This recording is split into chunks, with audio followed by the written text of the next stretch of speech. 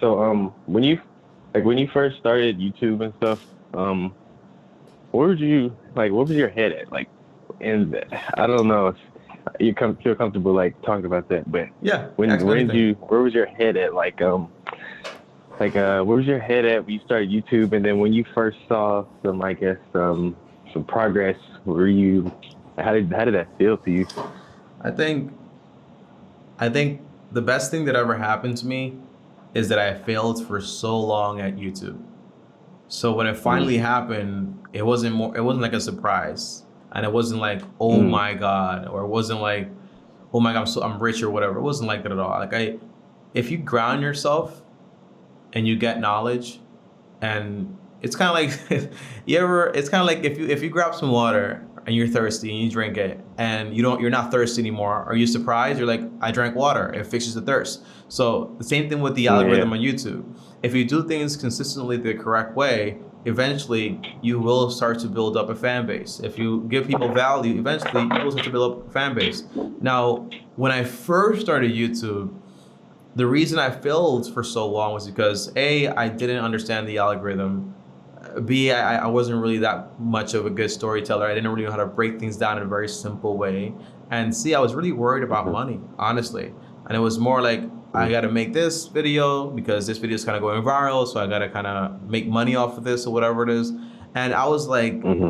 this is not working. I've been doing this, I was like 11 years old, by the way.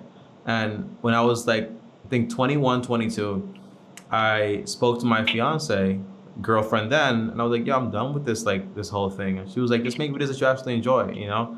And I said, "Money, finance, books is what I enjoy. And if I can help some, my whole goal with YouTube, by the way, you have to have a goal and you have to have a why.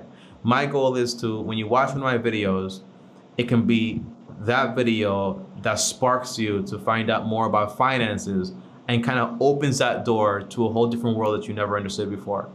That's my mission Hmm. every single day. So when I started doing that, I wasn't doing it for money because I was making like $8,000 a month already for my business, and I also had like Hmm. side gigs and all that stuff. I did it because basically I really enjoyed it. Like I just genuinely Right. enjoyed it.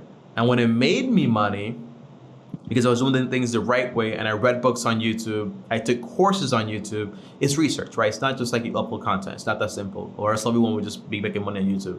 When I found out Right. the code and I started applying it and it started making me money, I said, well, what do I know about this? I know that YouTube income is not sustainable. I also know that it can Hmm. go away. So literally around like 98 to like 90% of all my YouTube money has not been spent. It's just been invested, all of it. Hmm. But the Hmm. overall idea is you gotta, whatever you choose to do, make sure it aligns with who you want to become in life and what your goals actually are.